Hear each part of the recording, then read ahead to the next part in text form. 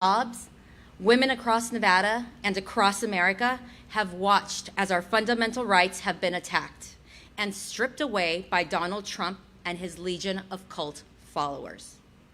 In Indiana, a Republican attorney general attempted to prosecute doctors that helped a 10-year-old rape victim receive abortion services. We saw in Arizona a Trump Republican Supreme Court and Trump Republican state legislature reimpose a Civil War-era law to ban all abortions and prosecute healthcare providers that perform abortions and the women who need that care. And we have seen here in Nevada, Republicans like Sam Brown and my opponent campaign on policies to chip away at our 3-decade-long protection for women to access reproductive health care. This is cruel, it's inhumane, and it underlines a fundamental fact. Republicans don't believe women should have rights, and they are working every day to achieve that vision. But it's not just abortion. It's birth control. It's access to IVF. It's emergency health care. And honestly, it's our right to vote. This is what Republicans believe, that women should have no rights. Well, we have a message for them. No, you can't strip away our rights. We will vote you out, and we will hold you accountable. And we will fight for our fundamental freedoms in this election and every election to come until Donald Trump and his cult of followers running for office, including JD Vance, are out of power. Here is the truth. Kamala Harris is the only candidate for president that we can count on to restore our fundamental freedoms. Kamala Harris has spent her life fighting for women, from her time as a courtroom prosecutor taking on sexual assault cases, to defending reproductive health care providers from violence as Attorney General, to fighting for reproductive rights and Black maternal health as a U.S. Senator. We will elect Kamala Harris as the next president of the United States of America. And we will do the work to send my friend and our Nevada champion, Dina Titus, and Susie Lee, and Stephen Horsford back to Congress so they can continue to defend women and our health care. Our nation will heal when women's fundamental rights are restored, and every politician and office holder knows that they cannot take our freedom and rights away. Not today, not ever. I want to thank you all so much for being here today, and it's my honor to introduce Dr. Christina Madison.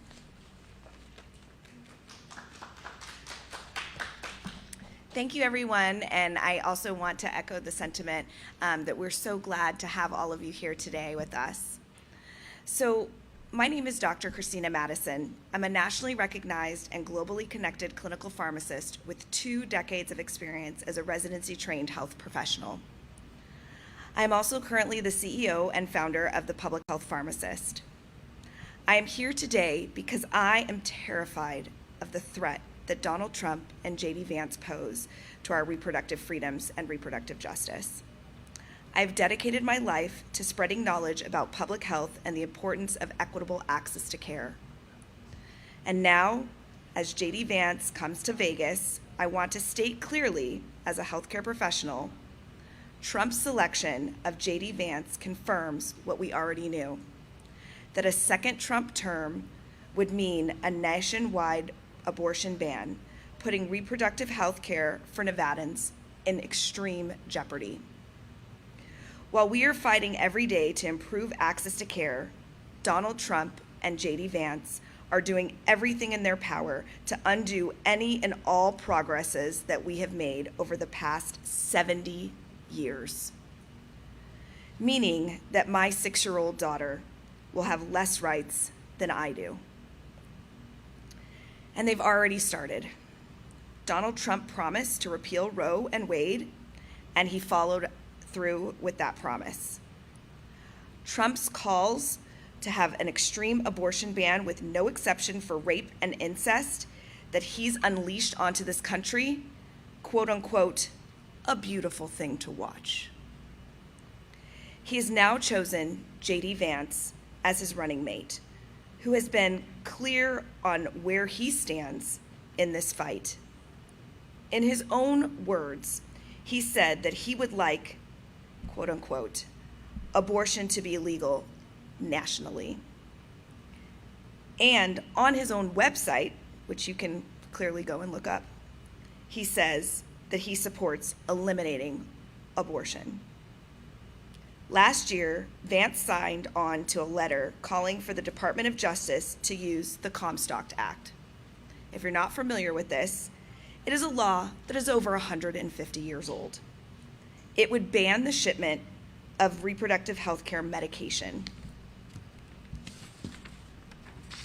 This is so important because we know that this would effectively ban abortion nationwide, as we know that 80% of all abortion care in this country is currently done through medications, and this would be done without Congress.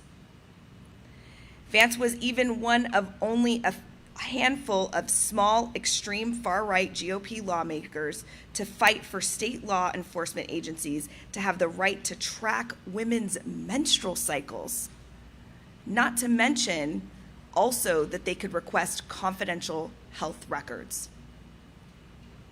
I currently work with an organization called Birth Control Pharmacists. They train pharmacists across this country to understand their laws and to provide contraceptive care services directly to patients. Through the Affordable Care Act, birth control is a covered benefit. Trump and Vance want to stop this.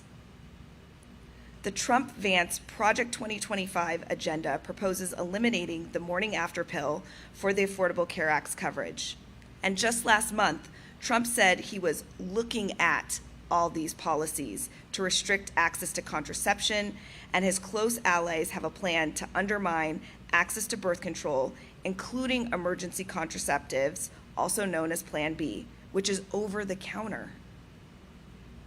He and JD Vance support using archaic laws to strip away the people's rights and freedoms and basic access to life-saving care. Because this really is life-saving care. We still have much progress to do and to make, and we cannot afford to elect people into office who are willing to take us back to the 1800s. Kamala Harris has spent her life fighting for women and birthing persons for their rights. And from her time as a courtroom prosecutor, taking on sexual assault cases, to defending reproductive health care providers from violence as Attorney General, and for her fighting for reproductive rights and Black maternal health as a U.S. Senator, I know that this is who we need in office. She will continue to fight for us as president, and that is why I am voting for Kamala Harris for president in November. At this time, I would like to welcome to the podium Ryan Hamilton for his remarks.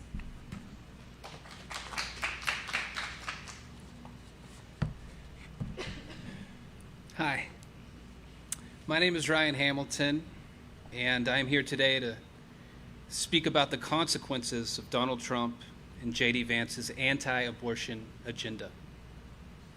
This issue is deeply personal to me. Donald Trump's extreme abortion bans almost killed my wife. I'm angry, and I will do whatever I can to protect my family and speak out on behalf of families across the country suffering under abortion bans. My wife and I have a little girl. She's about to turn 1. We live in rural Texas, and we were so excited earlier this year when my wife got pregnant again. She was almost 13 weeks pregnant when one evening she started bleeding and experiencing severe abdominal pain. We went to an emergency clinic where we learned that the fetal heartbeat stopped about a week earlier. It's impossible to convey the devastation we felt hearing that news.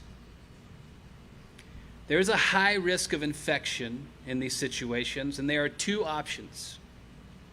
One is a procedure called a D&C. The other is a take-home pill called misoprostol. Both options are the standard of care for people with incomplete miscarriages like my wife. But the doctor at the clinic denied the D&C procedure and sent us home with a prescription for misoprostol. More than a day later, and my wife hadn't slept, she is now in severe pain and bleeding profusely. We called the emergency clinic and learned that misoprostol can sometimes take 2 or 3 attempts to fully work. They told us to come back in. This time, a different doctor was on call. He refused to prescribe her the additional medication and said, "Considering the current stance, I'm not going to prescribe you this medicine." He didn't mention a D&C or offer any additional option. He denied the care my wife needed and sent her on her way. Even the nurse was visibly shocked. We called another hospital about an hour away, and we drove there. My wife, still bleeding, still in excruciating pain, started the process all over again. New scan, new questions, more poking and prodding, only to reconfirm what we already knew. Our baby had no heartbeat. Then the medical staff disappeared for hours. When the doctor finally returned, she deemed my wife's condition not enough of an emergency to perform a D&C. They knew my wife was still bleeding. They knew there had been no fetal heartbeat for over a week. They knew the risks of infection and sepsis, but they didn't want to risk criminal prosecution because in Texas, they can be thrown in prison for life for providing abortion care. So they wrote my wife another misoprostol prescription and sent us back home. At this point, my wife had been bleeding for 48 hours. The medication did not work again. Overnight, nothing improves. The next morning, my wife lay on the bathroom floor, her face gray and her skin clammy. No longer strong enough to make the trip from the bed to the bathroom, for the first time I caught myself thinking, is she going to die? As I checked on our daughter, I looked down at my phone and I saw a missed call. I raced back to find my wife unconscious on the floor in a pool of blood. I'll never forget lifting her cold, limp body off of that bathroom floor, yelling, "Can you hear me?" I placed our daughter in the car seat and my wife in the passenger seat, still unconscious, still bleeding. Hazards on, I drove to the hospital as fast as I could. I ran through the emergency entrance and screamed for help. They rushed out and wheeled my wife inside. As I held our little girl, numbly filling out paperwork, a nurse approached. "Thank God you brought her when you did." That's what she said. I guess my wife was finally close enough to death to deserve help. Make no mistake, this disgraceful lack of care my wife endured was a direct result of Texas' deadly new abortion laws and Donald Trump. Because Donald Trump overturned Roe, 22 states have abortion bans now in effect across the country. These bans are pushing women to the brink of death and terrorizing families like mine. And Trump is proud that he did this.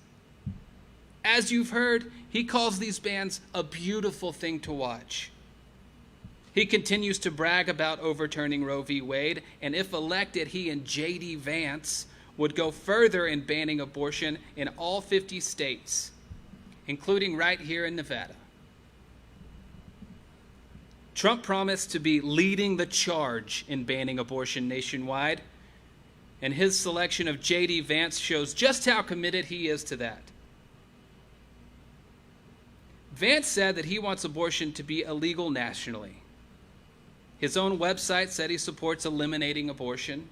Their Project 2025 agenda includes a strategy to ban abortion in all 50 states without the help of Congress, including jailing doctors for mailing abortion medication, and they're coming for contraception too.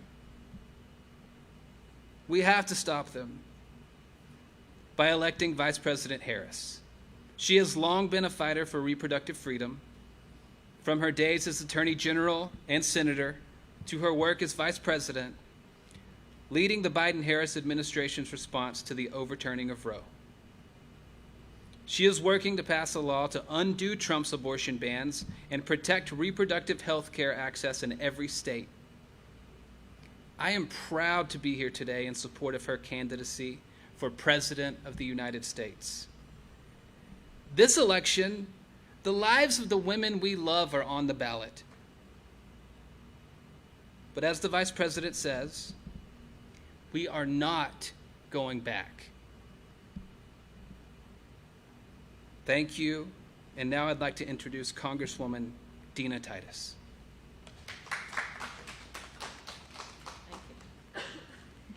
Well, it's such an honor to be here and stand with these real heroes. You've heard from a legislative leader, internationally known doctor, and someone who has experienced this themselves, just how important it is that we protect women's rights.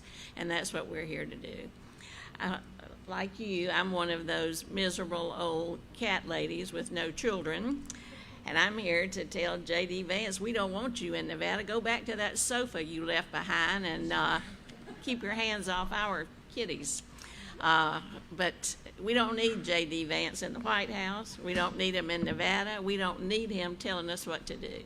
Let me ask you, which one of you wants to go into an examination room with your doctor for some personal medical issue and see JD Vance looking over his shoulder?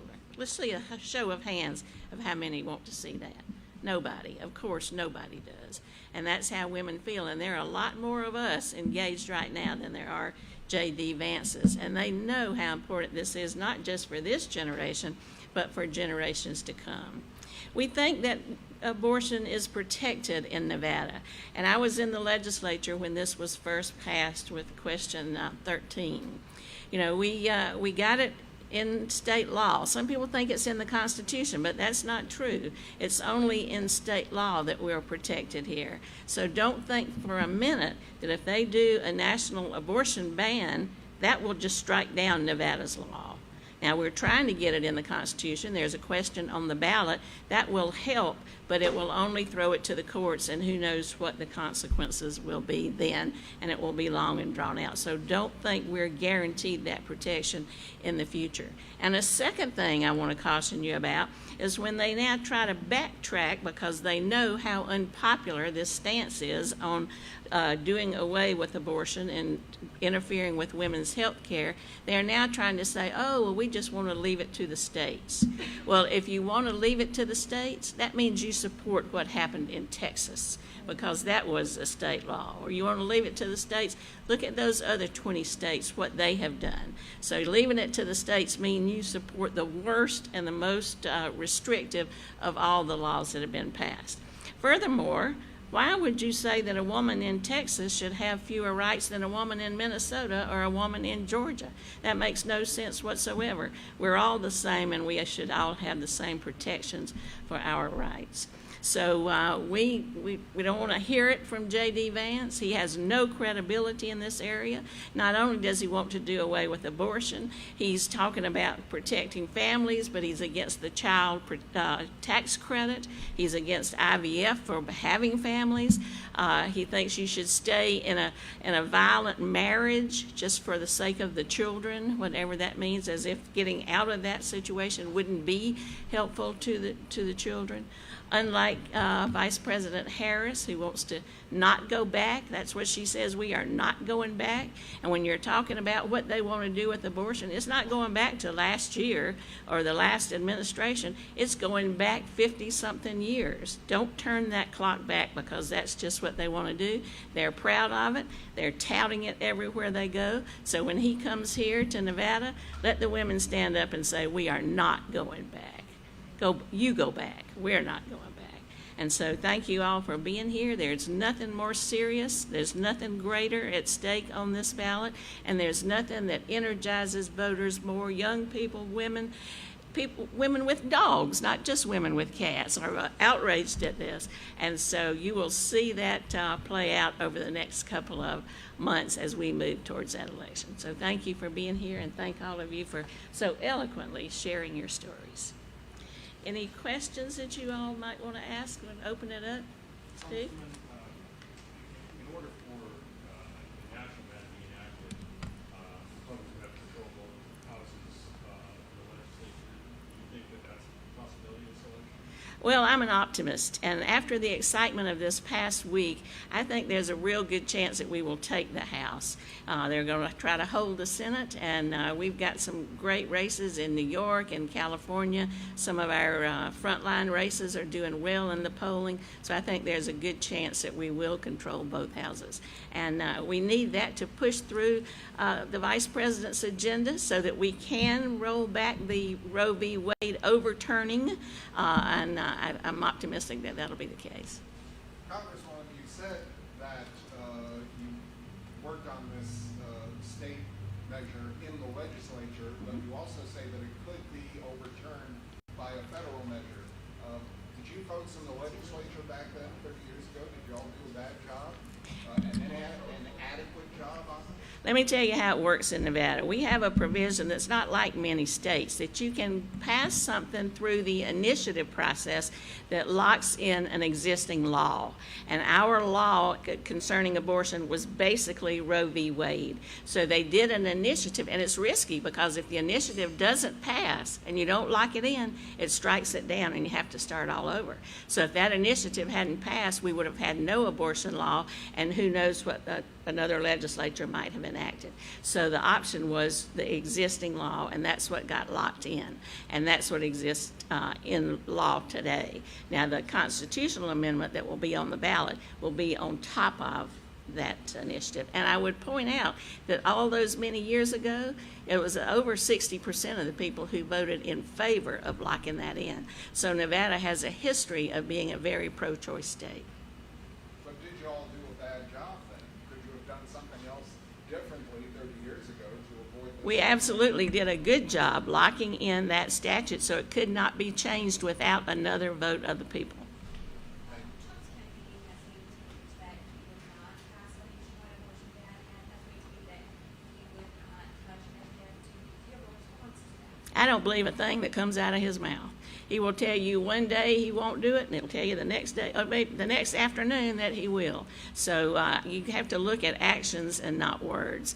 And the actions are bragging about the Supreme Court that he put in place, talking on the campaign trail about the things he's going to do. So what he says now, when that's not so popular, he's not even that crazy about JD Vance anymore, but hadn't been fired yet. So I don't believe a thing he says. Look at what he does, not what he says.